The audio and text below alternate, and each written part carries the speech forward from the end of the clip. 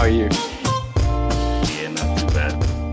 Nice. The Nice. person that informs you that the video has started recording has seemed to change her voice. Is she? Did you notice? Yeah. No. No. I hardly Okay. pay attention actually. Anyways, Okay. this is what Yeah. is it? Episode 9? It is. That Yeah. it is. How Welcome did to we episode come 9, my this friend. far? Well, Yeah. It's good to diligence, be here. How diligence, do you feel? diligence. I'm good, man. I'm good. Excited. This is the first time we're doing a video recording, so people finally know what we look like. There are actually faces attached to those voices, which is good. How do you feel? Yeah. I mean, no different really. Um, Oh, look at you. No different. yeah. At least I like to think anyway. Um, Nice. how do you feel? Dude, I think you asked me that already. I'm good, bro. Let's get started, man. What are we talking about No, I today? mean like just about the format of this, like, Oh, doing it on video and um, whatnot. yeah, I think it's fine. I think let's see, right? I mean, I always feel like when you just record podcasts, like it's hard because you're just listening to voices, you know, in the ether, right? But when you have a video, you can see, you can see who's talking. You can relate to the person much more easily, I feel, right? And it brings more context. Um, I think it's just a better. It's much more effective in terms of getting the message across, right? Because you got more data points coming in, not just audio, but you get visual as well. And that basically maybe it might help land our points better. I don't know. I don't know, right? Mm, But we'll see. maybe, or maybe it distracts the listeners because they start thinking like, Don't go wow, there. Shan's teeth are terrible, or like, Hardesh's shirt is really, really white. Like, what's that about? I don't know. Is it though? No, No. I'm just, yeah. Yeah. it's Yeah. it's just a white shirt. It's just a white t-shirt, man. But yeah, look, I think the point is to see if this, does anything to help sort of get the message across. I think we Yeah, both really enjoy doing this. And so why not bring a bit more of ourselves into it, right? And see how we go. yeah, Awesome. absolutely. Shall we I'm get started? excited. Let's do it. Cool. So today we're talking about the dream of a simple life. Do you want to take a stab at it, sort of sharing why you and I settled on this topic? Like we had an hour-long discussion, I think, earlier this week about this, right? I would prefer to hear from you Oh shit. first. Only because Okay. you were the one that suggested it, and I agree with it, Yeah. but I think it'd be more appropriate if you set the theme Sure. for this, I because think it definitely made sense what you were saying. Yeah, let's see if I can recall what I said. So I think the inspiration for this is from one of our listeners, right? And they suggested because we were asking people for ideas in terms of what they wanted us to cover, and this was one of the questions, right? Like, is is a simple life something that's even achievable today? Right? Can you actually aspire and live a simple life in this day and age? What with all your obligations that you have to fulfill, with this constant pressure to be more and do more, um, and yeah, I think that was the context in terms of how this started. And we started discussing this last week or earlier this week, actually, right? And Hmm. the more we discussed this topic, the more we realized that everyone has this desire for a simple life, right? Everyone wants to live a life where all your needs are basically taken care of, but you don't really have to go out and do much more. You're, you're able to find contentment with your job, with the house that you're living in, with the money that you're earning, and you can find happiness there. But it seems that this is becoming increasingly impossible compared to our parents' generation, right? For us to be able to do this, it's quite hard because we all have so many obligations to fulfill, apparently, right? Um, but it's just harder to just get the basics right in this day and age, right? And I think that's kind of where we got to. Like, I think during the conversation, we were both getting a bit depressed because we realized that, look, just trying to get a basic life, just trying to emulate what our parents had just seems quite hard to do today, right? And maybe we'll get into, exactly what I mean when I say it's hard, but I think that was the premise in terms of what we wanted to talk about today. That the simple life that everybody aspires for um, may not be that attainable, right? And what do we do about that, right? How do we deal Mm, with that situation? Because I'll just add one piece, right? One context. Because one of the reasons this is impossible today is because you've got to adapt so quickly compared to our parents, right? Where you could just go and get one job, right, and stick with that job for the rest of your life. Whereas today, most people have to pursue two or more careers within 15 to 20 years, right? Now, that is only going to accelerate. Everyone's already got a side hustle to their side hustle. Look at what we're doing, right? I mean, we're not doing this to earn money, but I'm sure you can name five examples off the top of your head, right? That of people who are doing this or pursuing side gigs because um, there's a reason. It's not because they're just ambitious, but because there's this pressure to find more and to earn more and to be more, right? And to explore different avenues to hit each of those buckets, right? But the point is you can't get that from one job anymore, right? And what does that do to someone's mental health? What does that do to your sense of self? What does that do to your relationships, right? When you're always changing, and who are you, right? And then what happens to your quest for a simple life, right?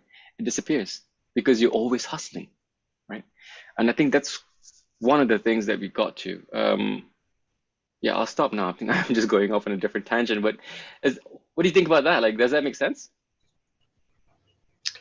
yeah, I think firstly, you're right. Like this topic kind of stemmed from a couple of our listeners, and just a shout out to Anton and Eric for Yeah, inspiring us with the topic of today's episode.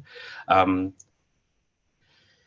yeah, firstly to the first portion of what you were saying, this quote unquote dream or simple life, the benchmark that obviously is set by so many of us are our parents. yeah, Um, and,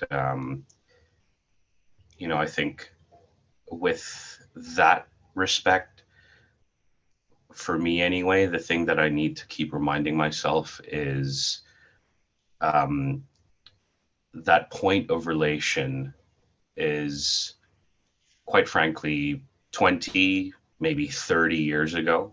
mm, And when you look at how quickly the environment around us is changing, it's almost changing at an exponential rate.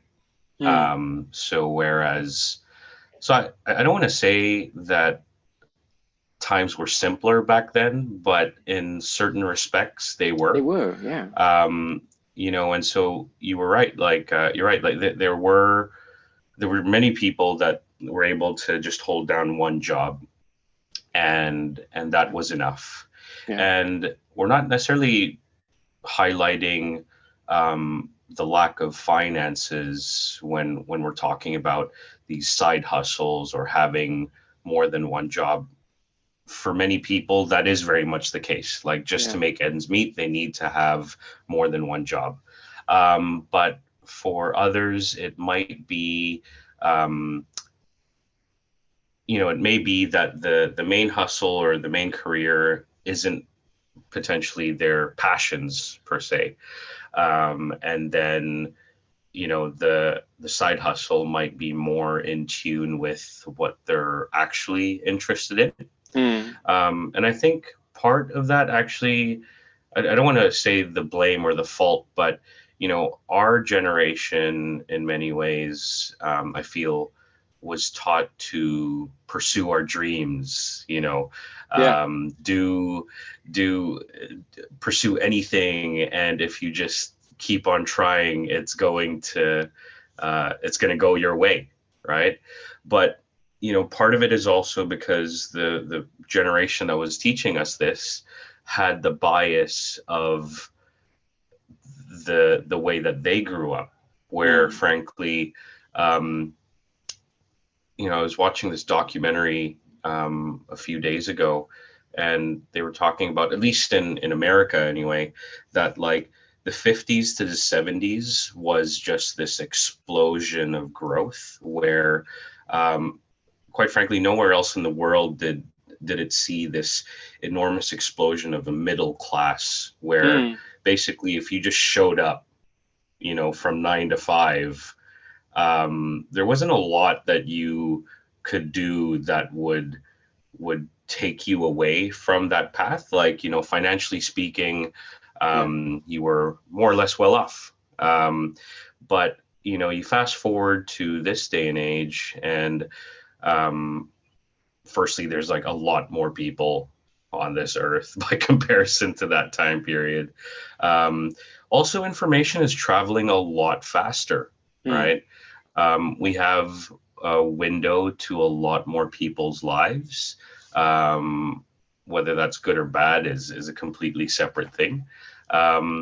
But I think, yeah, the reality is that there's so much that's changing that whatever it is that you almost set your eyes on, um, 6 months from now could be redundant, Yeah. and it's now time to move on to something else, right?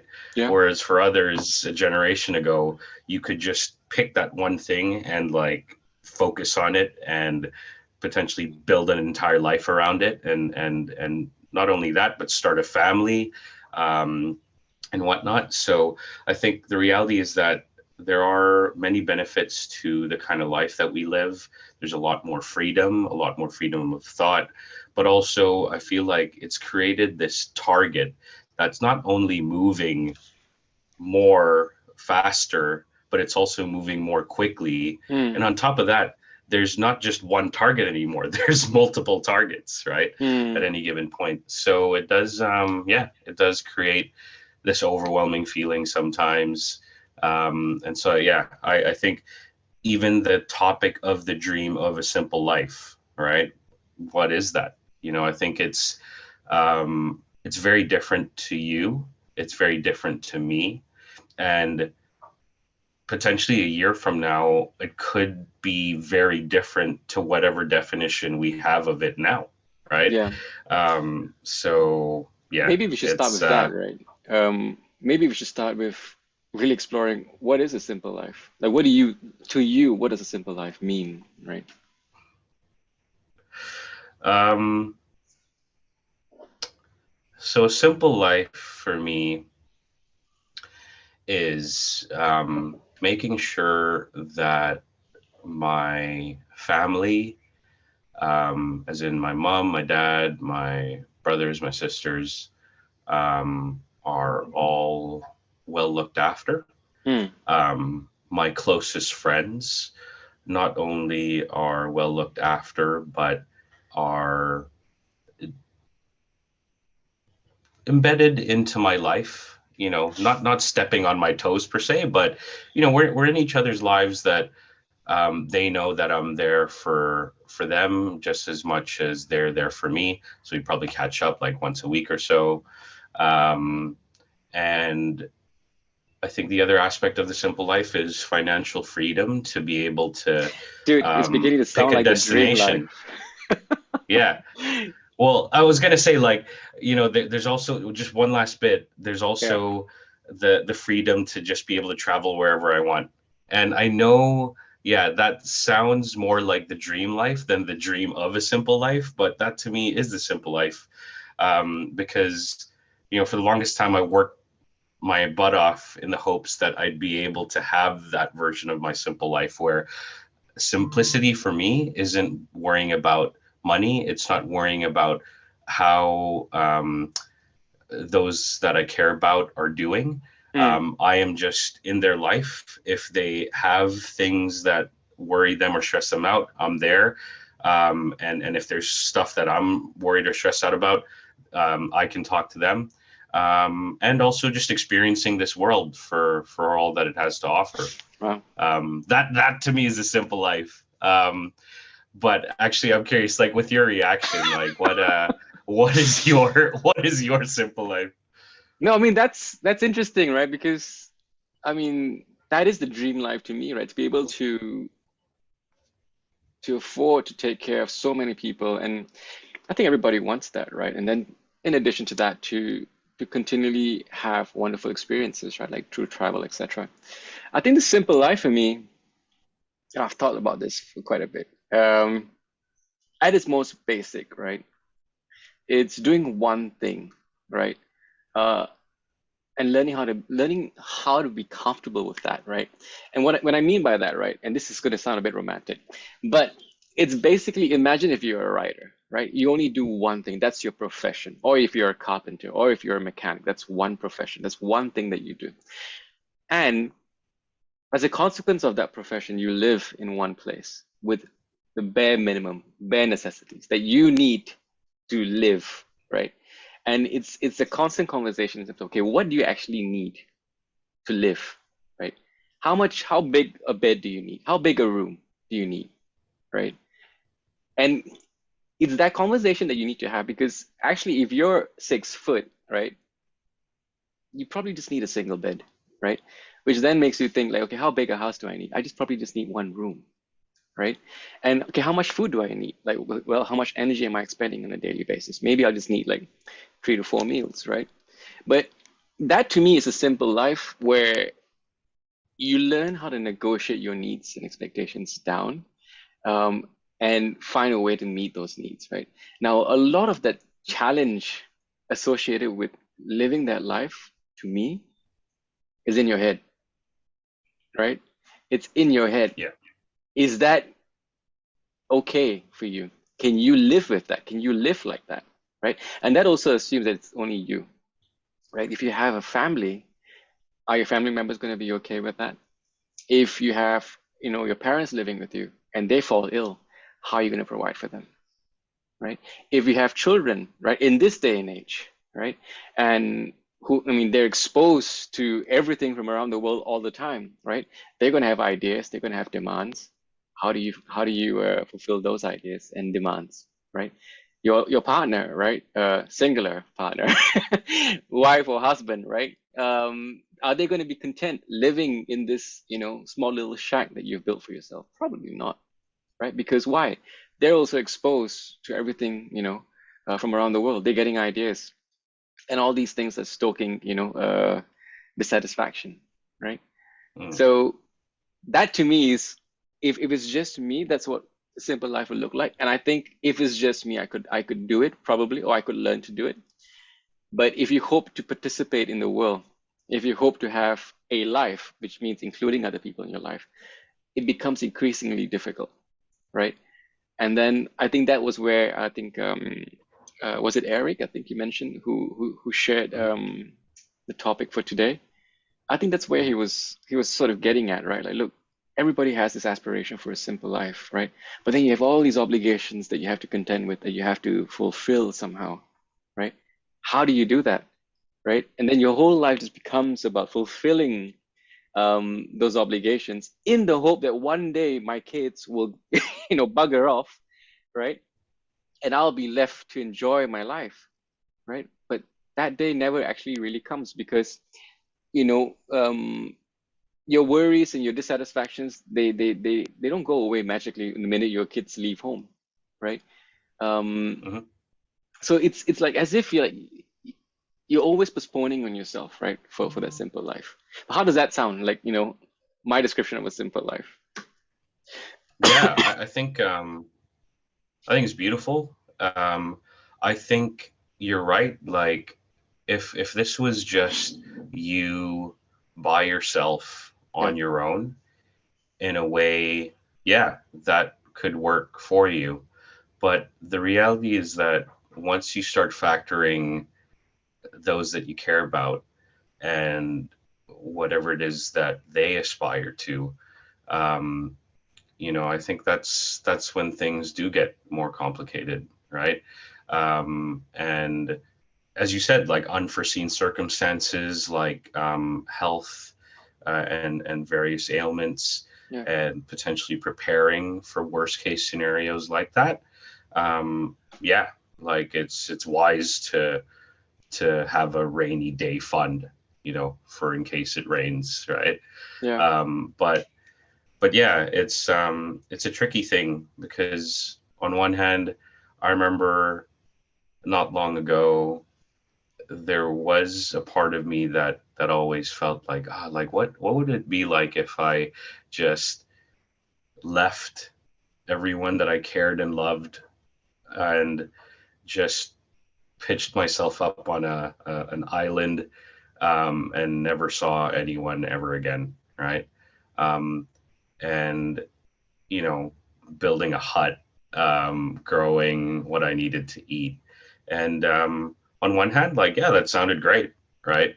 But there's also so much that we gain from the connections and the relationships that we Yeah. have to those around us, right? Um, I know personally, um, that's actually something that I've sort of struggled a little bit with. I when I set my sights to doing something for someone else, that actually gives me the necessary momentum, and Mm. drive that I need, to do the thing that I set out to do. But the Yeah. moment that I set my sights on something for me, it's sort of like, whatever, like it's okay. Yeah. That's why, like, gym routines and whatnot, like, they're sometimes hard to maintain because, like, it's just, if it's just for me, like, it's just like, oh, whatever. But that's why I like the buddy system. When Yeah. I try to exercise, like, with my partner, there's a bit of accountability. But anyway, I'm going off on a separate tangent. I'm just saying that, like, Yeah. there are a lot of strengths in the relationships and people that we have in our life. But the drawbacks are that, that's just that one more person that you Mm. need to factor in, that might have a very different definition to, the kind of life that you might want to live. Yeah. So, No, well said, man. Completely agree. You find meaning from what you do, but you also find meaning from the people in your lives, right? So, yeah, you're right. Now, based on that, why do you think it's so hard um, to live the simple life today? I mean, I have, as you know, many views on this, but why is it so hard? Like, is it even something that's still, attainable? Um, and if so, how, right? And if not, why? What do you think? mm. um,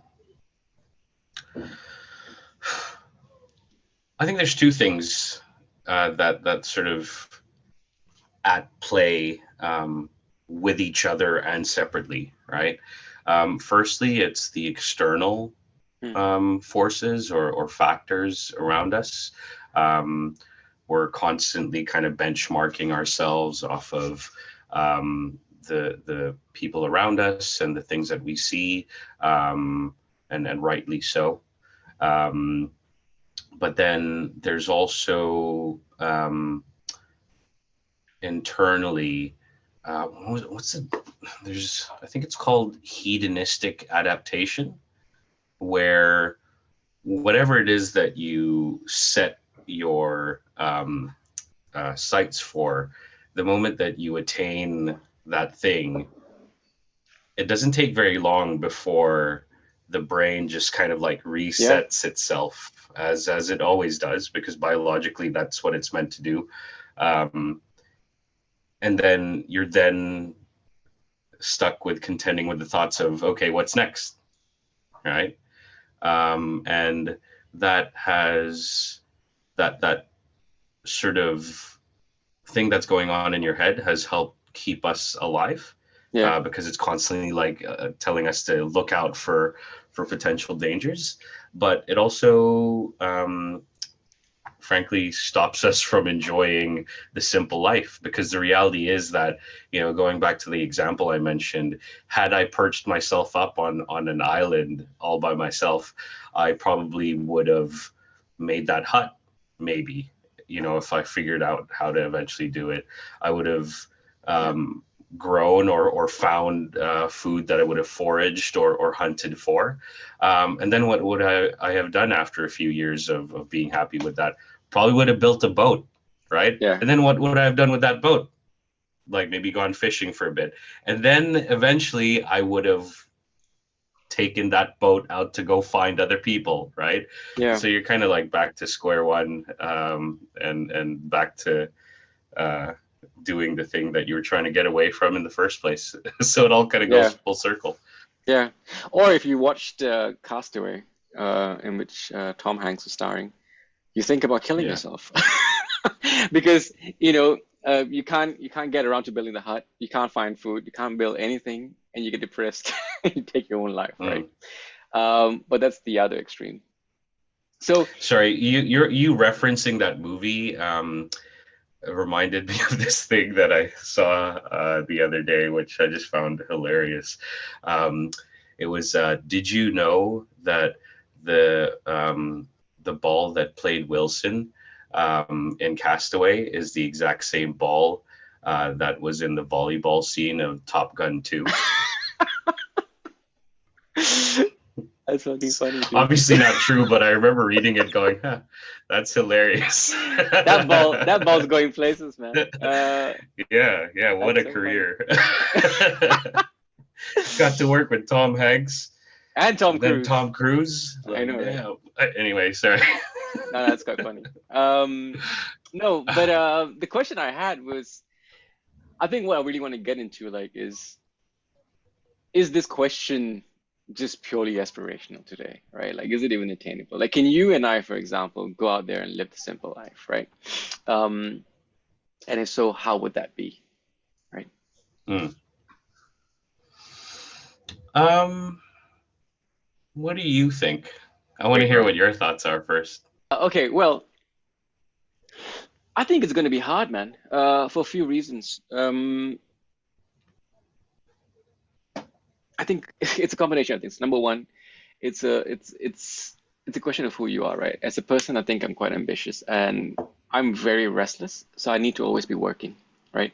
I'm not someone who does really well on holidays, right? Like if I go on holiday, I struggle because I get very restless. I need to be doing something. I need to be writing. I need to be thinking. I need to be learning, right?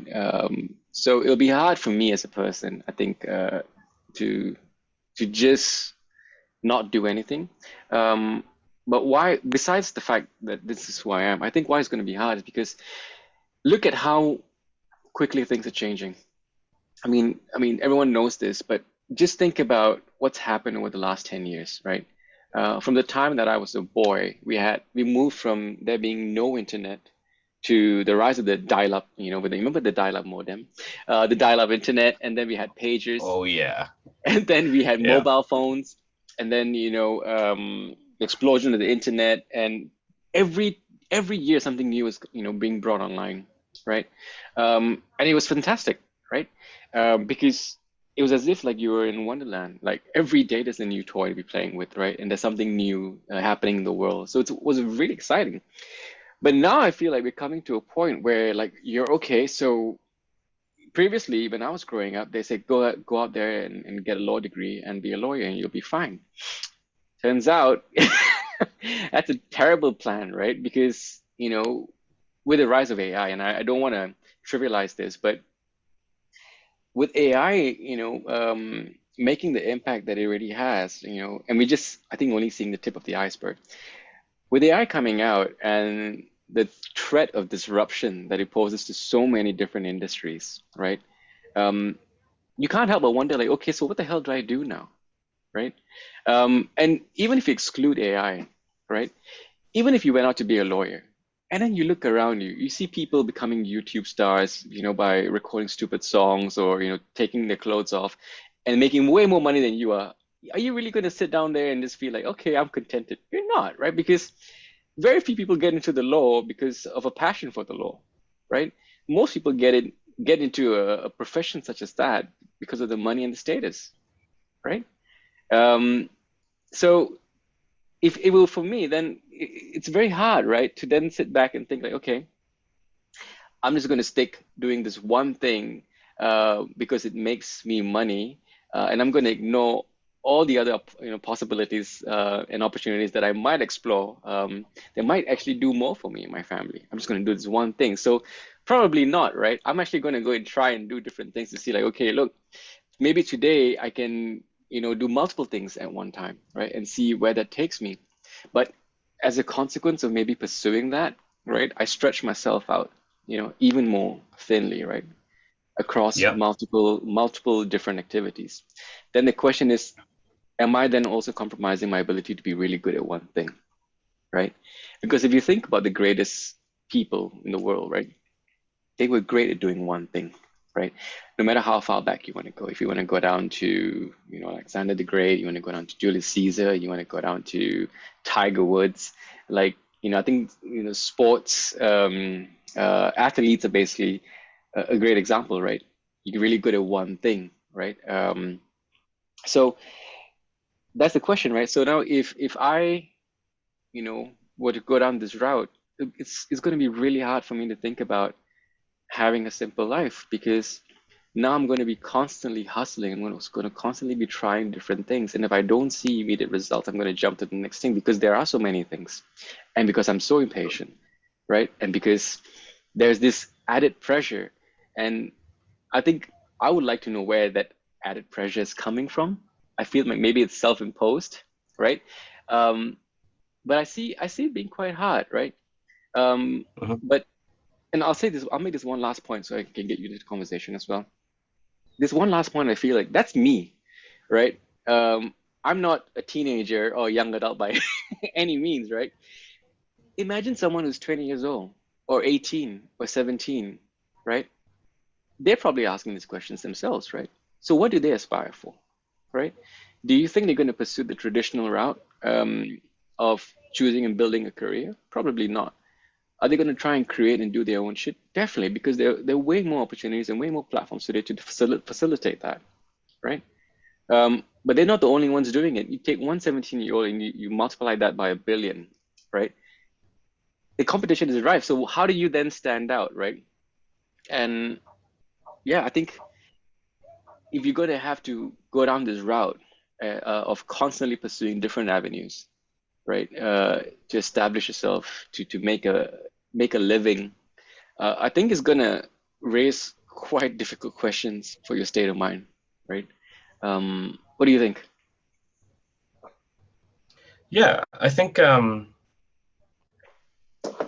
there's a lot of aspects that you mentioned there that I definitely agree with. There's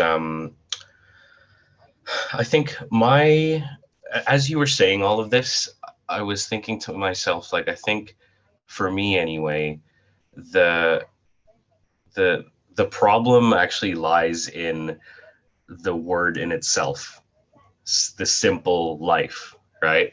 Um, and to me, actually, it's almost overcomplicating things because what I would say, and I'm not like trying to tell people or you what to do.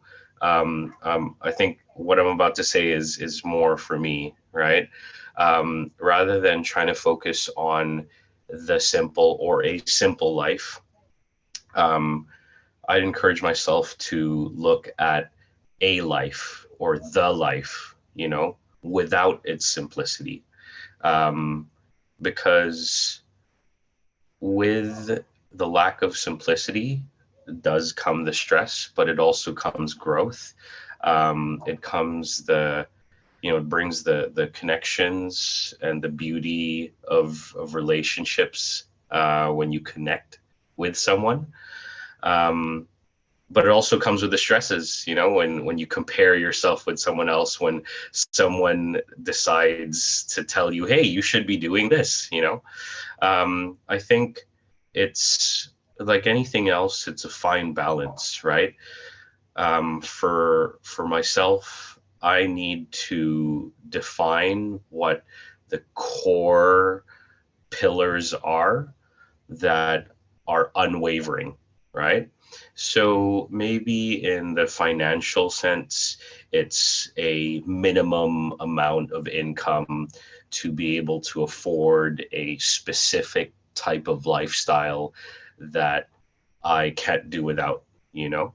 That maybe if I go below that certain level of income, then I am more stressed, less present, and less able to be of help and service to those that I care about and beyond, right? And then there's other aspects. Maybe what do I do with time, right? Um, there's so many people that sacrifice their time to achieve more money. But the reality is that there's a lot of studies, psychological studies that have clearly shown that after a certain amount of income, it actually doesn't increase one's satisfaction and happiness. It actually goes the other way around. And so again, finding that balance of time, like how much work are you happy to put into the thing that you might not necessarily be passionate about, but it ticks the other core pillar, which is the financial one, right? Mm. And then when you're looking at the other portion of time outside of work and sleeping, what do you do with that amount of time, right? How do you sort of spread that out? So I think for me, the definition of a life is making sure that I understand personally what my core principles are, and setting those parameters. So I mentioned financial well-being, use of time, um, and there's a few other things, right? But those core principles might be very different to someone else, right? For Yeah. others, it might be a certain amount of travel in any portion of time, amount of time spent with family. But again, like, as I say all of this, I realize that the fundamental thing is time, right?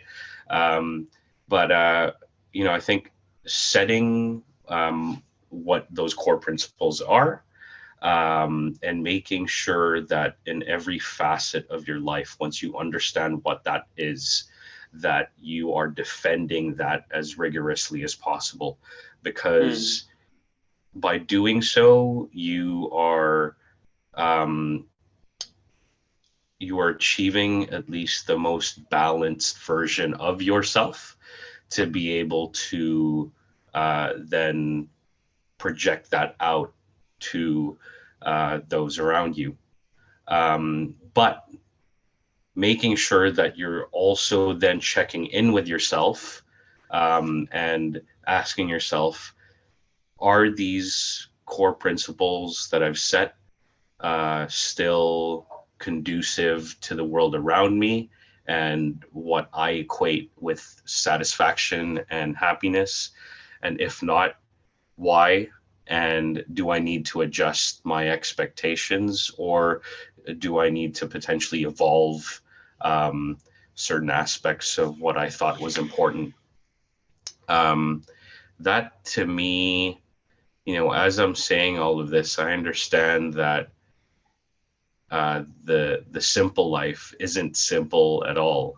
In fact, it is filled with an infinite amount of possibilities. There is the possibility of spreading oneself too thin, absolutely. But again, if you set your core principles, right, hopefully it does um, eventually lead to a version of a life that you'll be happy with. But for as long as you don't understand what are the most important things to you, and you're constantly just kind of like chasing things around you because, for example, like, oh, this person ended up getting like a gajillion views and then got financial success that way, so I'm going to try to pursue that thing.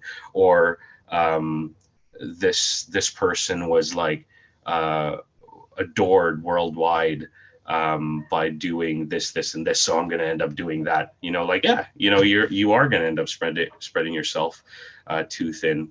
And I need to constantly remind myself of that because, again, when I mentioned at the start of all of this, we have now this fantastic window into other people's lives.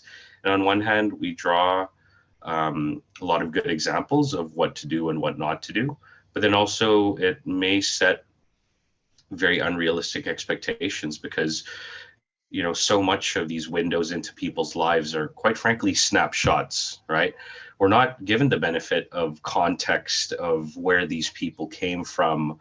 And so we just see a brief thing and we go, oh, I want that. Um, but then the reality is, actually, if we peeled back the layers of a lot of these things that we see on social media and whatnot, we realize that actually maybe it does come with a lot of aspects that we may not necessarily want to do with, right? Yeah. This perfectly curated life may come with the fact that this person's on their phone all the time, or they need to edit. They spend 90% of their time editing things to make the 10% of their life look nice. I have a question. So I don't know. I Yeah. have a question. So you were talking about um, principles, right? And I think that's Hmm. really, really good advice. What if you don't have the choice to adhere to those principles, right? Um, for example, like, look, you can sit there and you can decide, like, look, these three things are important to me: my health, my family, um, and I don't know, savings, right? Wealth. These, yeah, wealth, Yeah. right? These three things are super important to me. How does that, how do you maintain that if the risk of being displaced is rising, right? For example, right? Let's say you're a middle manager at a manufacturing plant somewhere in Asia, right? And you get phased out, and that's the only thing you've known how to do for the past 25 years, right? And your plant, and along with every other plant in the industry, is now basically increasingly automated, right? So you're irrelevant, right? Now, the natural thing people ask you to do is go and train yourself, pick up a new skill. But you're 45, you've got two kids, and a mortgage, and maybe elderly parents to take care of, right? So you have all those obligations, right? And those three principles suddenly are compromised now overnight, right? Um, what do, right? The quickest thing, the thing that you typically go and do next is find a way to replace the income, right?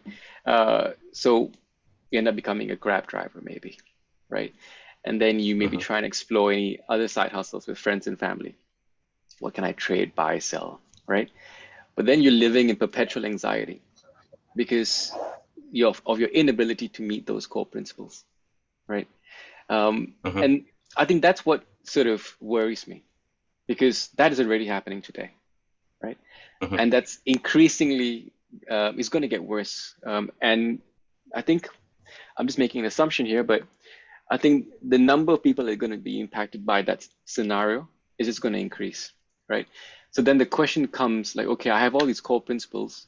That's increasingly becoming a luxury. Being able to meet those core principles and adhere to those core principles might actually become more and more of a luxury and maybe further removed from a simple life. It's no longer simple to actually just meet, my core principles. Just finding a way to survive will be my new aspiration, will be my new, my new objective, my new goal, right?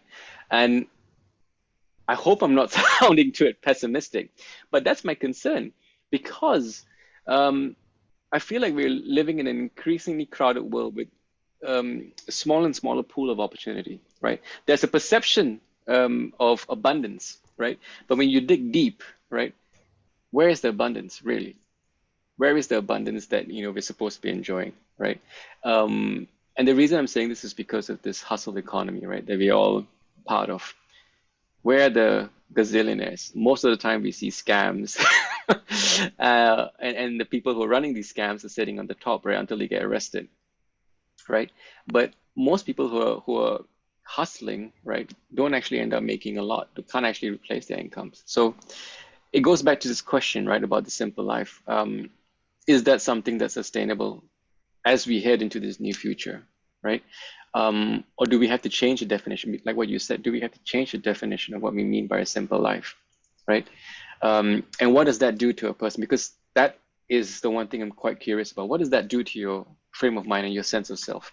Because how you and I think of ourselves is to a large extent informed by what we do for a living, right? I want to be a lawyer, right? So that my friends, when they look at me, they think, that guy he's a somebody, right? I want to drive a car, that makes people go, ooh. I want to say that this is where I live because, again, it's all about pride and reputation, right? And we attach so much of it, to what we do, right? Maybe other people want other things, but it's still connected, right? Even if you say I'm a radio DJ, it's because you think that's a cool thing and it's something to flaunt, right? So when that becomes at risk, what does that do to our mindset? When you and I now, let's say, for example, we stop pursuing our professions, right? And we start, doing a podcast, and then you and I start a crypto token, for example, or a Web3 project, right? And then we start Mhm. something on the side, and then we start something on the side, right? So now we're doing four things, right? Um, and if none of them works out, if one of them works out, right? Um, and it's always very short term, and the fact that we have got to keep doing this for the next 30, 40, 50 years, what does that do to your mindset, right? Maybe it's not negative because human beings are great at adapting, but what do you think that will do, if you had to do it, if you had to go through it? What do you think that will do to your mindset, your mental health based? Um, Look, yeah, I mean, I'm not gonna beat around the bush. Like I know firsthand what that's like because the first 2 decades of my life was very much living under those circumstances, Yeah, and the most frustrating thing in all of that was, you know, so much of that wasn't through decision making of my own, but I was just along for the ride with yeah, the way my dad kind of lived his life, and I understand now that he was in so many ways just trying to cope with the stresses of what life was doing to him, um, and so that's something else altogether. But I think, frankly, I have seen many other examples of people in actually even worse yeah, socioeconomic circumstances that have actually not only thrived but have then gone on to find their own success. And I think uh, part of it is making sure that part of your core principles involves some sort of aspect that allows you to appreciate your current circumstances, yeah, whatever that may be. And I'm not just saying that from the high horse of like, oh, I can afford so and this and that, and so this is what you should do. No, like I actually for a long time lived um, in very poor circumstances, in the sense that uh, there was gambling addiction and whatnot. And again, it wasn't my own, but having to live with the sole breadwinner who had problems with that was extremely tough, you yeah, know. Um, and I think so. Going back to what I was saying, making sure that one of your core principles involves appreciating the present, whatever shape or form that may be. And whilst also having some sort of aspect of aspiration that makes you want to level up, but in a way that isn't so overwhelming, you know. Yeah. And I get where you're coming from right now. Like, you're right, you know. I think on one hand, AI is exciting, you know. It's there's so many applications um, that it has, but also it comes with a tremendous amount of risk, right? The idea of further automation, phasing certain jobs that people have relied on, could be entirely phased out. Yeah. But I think um, there is a certain degree of fluidity that one must exercise, and again, I can't completely understand it because I'm not in the situation myself, but I can understand when it's not just you, and now you have a family and you have kids, that your ability to be more fluid is less so, um, because there's just that many more mouths to feed. Um, it does make it hard to adjust. Frankly, I don't know what the answer is to that, because whatever perspective I have was as a kid and as a son, looking up at their parents. And even if I were to give any sort of advice about that, again, we going back to what I was saying at the start of all of this, time is sorry, the circumstances that we find ourselves in is changing exponentially as time is passing, just as much as technology is advancing at an exponential rate. I think whatever standards, principles that are set, or examples that we rely on, they are, again, they suffer from the bias of being in the past. And the problem I think that we have right now is that things are changing so much more quickly now, that whatever idea or concept that we anchor down on, by the time we get to that point, you know, the times Yeah. have already changed, they've shifted, you know. So I think the yeah, you know, going back to what I was saying, on one hand, like, you do need to be fluid in many instances, but in certain aspects, you do need um, a few core principles that will allow you to kind of anchor yourself down, when a storm hits, you know. And like you said, I think from what you're saying, you feel like a big storm is coming. And on one hand, like, yeah, I'm sure there is. But the reality is that when you look back at the 2000s, the 90s, the 80s, the 70s, there's always been something. There's always been something that's kind of been looming over our heads. And if you look at, like, when we were just kids, like the 80s in particular, I remember, like, I think I was talking to Dad about it. Like, there was a genuine worry that the world was going to end itself, because of the whole nuclear arms race, right? And so, you know, I think there's an element of danger that's always going to be there.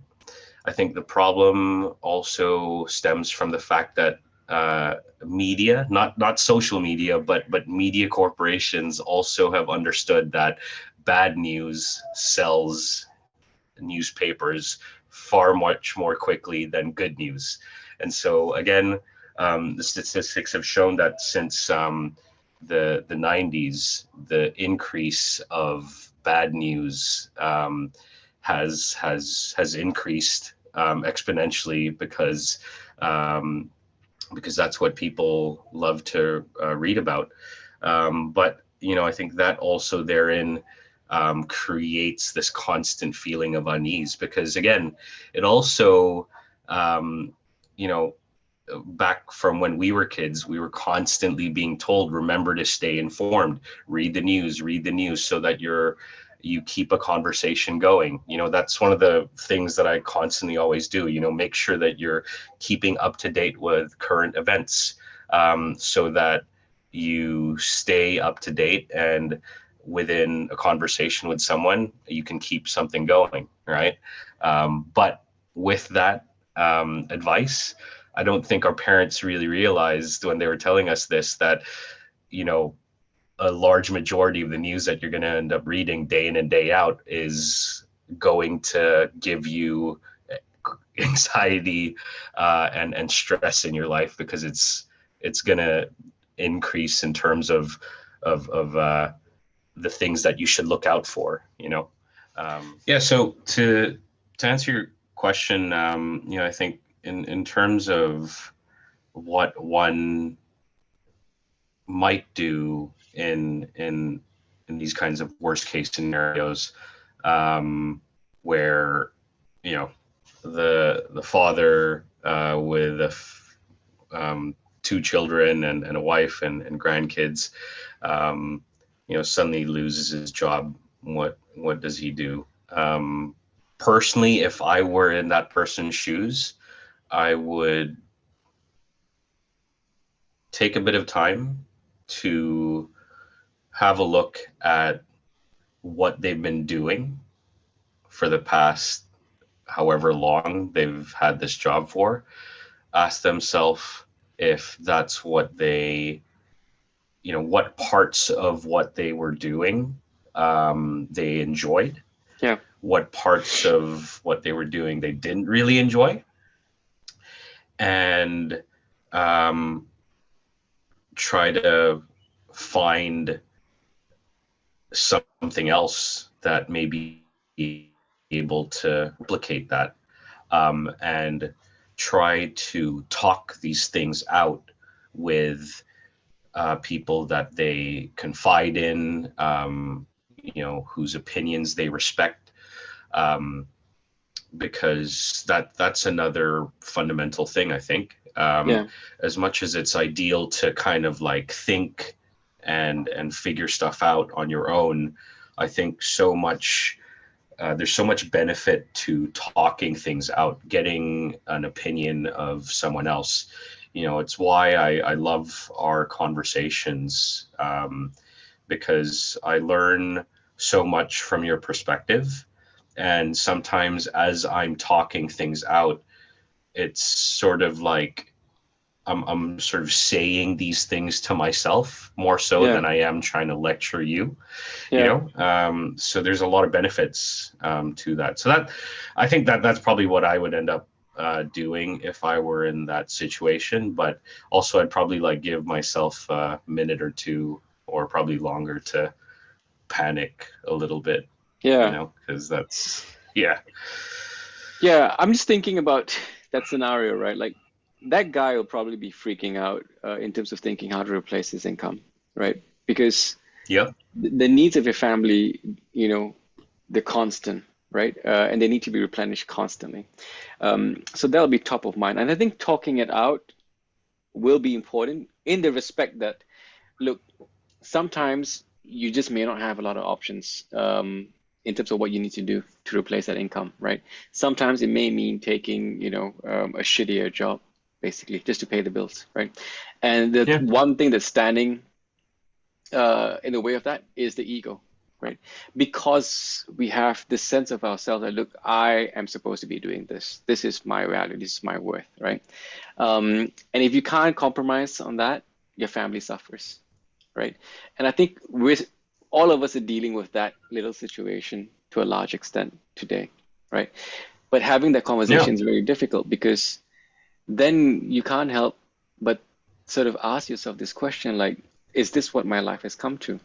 Like, don't I, the breadwinner of the family, um, shouldn't I have the opportunity to to reach my goals, to hit my goals, to live to live out my dreams, or at least just one of my dreams, right? Um, and I think that's the thing that's really concerning me. And I hope I'm wrong. I want to preface this by saying that I hope I'm wrong about everything, right? Because if not, it's just a very depressing situation, right? Where you basically spend out the bulk of your life paying bills, right? And and sort of reducing your expectations from life, right? Reducing your dreams and goals. And what does that do to an entire generation then? If everyone starts thinking like that, if everyone becomes pessimistic in terms of their personal, um, the opportunities that are available for them, at a personal level, right? That's my concern, right? Um, but I think by focusing on what we can do, I would say um, negotiating your ego, right? Really sort of understanding, like, look, what is actually standing in the way? Is it your ego, right? Um, that's sort of preventing you from taking the measures that are necessary for you to live a simple life, or at least to meet your obligations. But if you take a step further back and go back to what we're trying to talk about, which is the dream of a simple life, as you were talking earlier, I realized that we have to be really clear about what we mean by a simple life, right? Yeah, What do we mean by a simple 100%. life, right? And a simple life means, by definition, learning when to draw the line and when to say no. Enough is enough. Like, this is enough, right? And a lot of that has to, again, comes back to the ego, right? And your expectations that you think, um, your expectations from life, that whatever you think that life actually needs to give you, all right, or what you deserve from Mhm. life, right? So maybe if you learn how to draw that line, right, and set lower expectations, or maybe set less expectations, not maybe lower, but less expectations, right? Um, does that then change things for you? What do you think? Less expectations. Yeah, not lower your expectations, but less expectations, right? So instead of wanting Mm. 10 different things from life, like just one. Mhm. Yeah, so like I think you set, for example, you're saying maybe 10 expectations, but then accept the fact that you'll probably only achieve one, you Mm, know?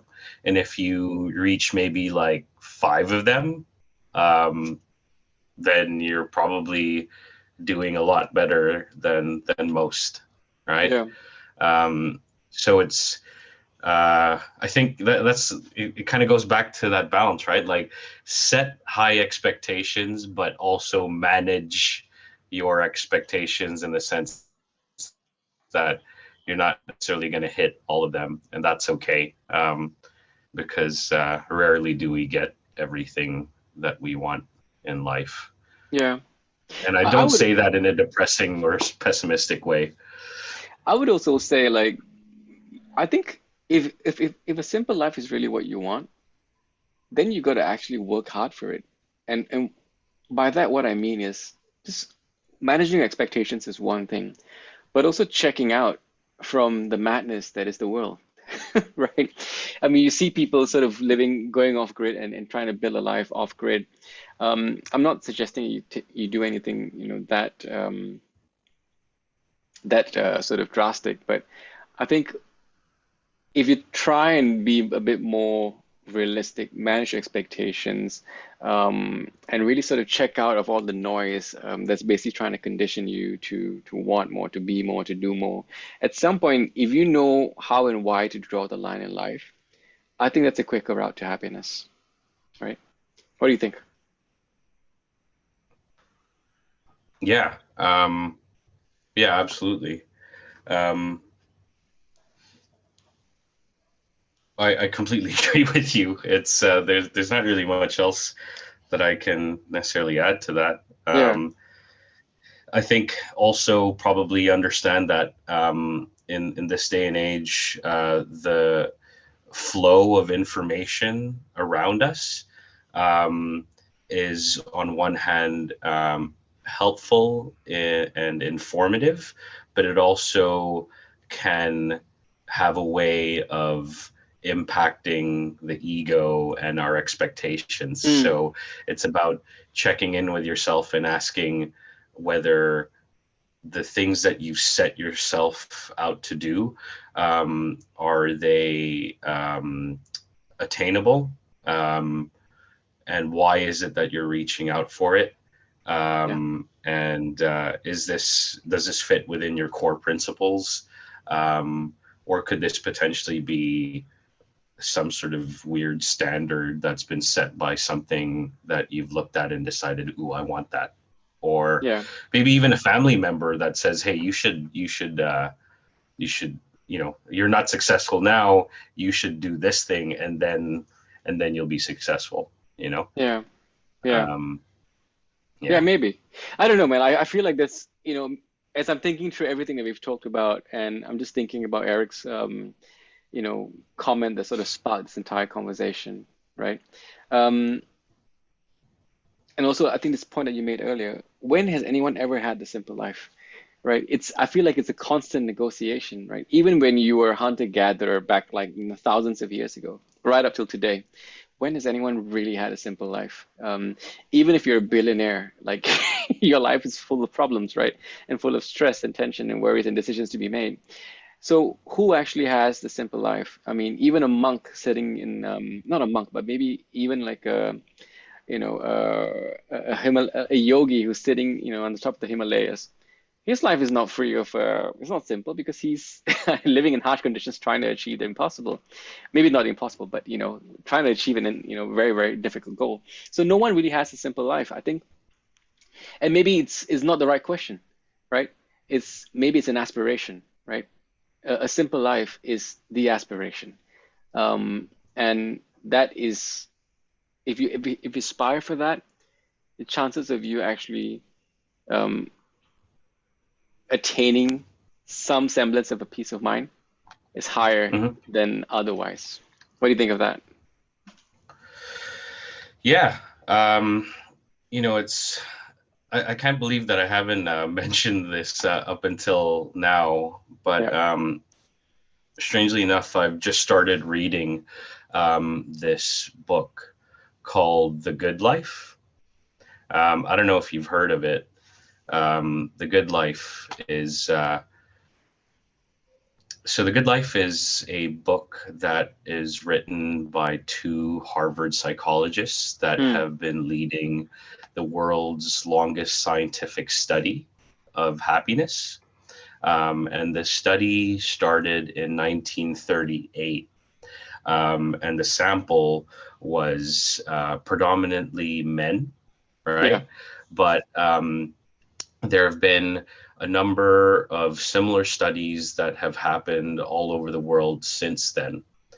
And the fundamental and key aspect that this study has shown is that the key to health and happiness, and the good life is the number of quality relationships Hmm. that any one person has. And it's a really interesting read so far. I'm still on the second chapter, but they've already talked about a bunch of different people that they've studied. And I'm talking about, so this is a longitudinal study. So rather than a cross-sectional where they take a small sample of a person's life and then draw conclusions from that, they followed these people's lives up until they died. And not only that, but they've then gone on to study their children. And the study now spans 3 generations. And it's interesting. I think for me, it kind of reaffirms some of the key aspects of what you and I are doing. Um, Yeah. it's it's improving the quality of our relationship, and I think it's also improving the quality of the relationships I have with those around me because of the topics that we discuss. Um, Yeah. and so I think that to me is sort of like uh, the thing that I'm going to try to focus on now, because the money Sorry, if it doesn't come, it'll show up at some point. Yeah. And I just need to focus on maintaining and cultivating the quality of my relationships. And I love that because I love meeting and getting to know people. And I love more so when whatever it is that I thought I knew about a person, as they start to open up and they entrust me with things that they wouldn't tell anybody else. That I mean, I love that. I love, and this is what I mean. Like going back to what I was saying before, I used to think that being there for people was like just giving them money and then like, that's it. But it's giving your time, your attention. And it's very much just as much as I'm helping that person, they're helping me. And that is what I love, and I think there's stuff like social media that removes that aspect, because we're just literally, it's a window. We're looking into other people's lives, but there's no interaction, and that's why I love our podcast. I hope that, with the Discord channel and other avenues, that it continues to encourage people to talk to one another, be vulnerable with the people that they trust, and try not to shut themselves out from the rest of the world, because the reality is that the study proves that the more quality relationships you have, actually the more key it is to happiness and longevity, actually more so than smoking leading to your mortality through cancer. It's really actually quite interesting, the idea that the more strength of relationships you have around you, the happier and longer you'll live. I think that's beautiful. Interesting. Yeah, cool. I think I'll check that book out as well. On that note, I think we can bring this episode to a close. How do you think we did? Yeah, not too bad. It's interesting. Like, I think we started off with the simple life, and then at some point I was like, nah, how about the life? And then now I think it's like the good life. But yeah, it's I think we did well. What do you think? Yeah, I just hope we did justice to the question that Eric raised, because I think it's quite an important question, right? Is a simple life just a dream? But yeah, it's the first time we're recording this on video, so let's see what people have to say. Good or bad, we'll take it all. But on that note, look forward to the next one. Yeah, very much looking forward to it. Thank you, bro. Thanks, man. Ciao.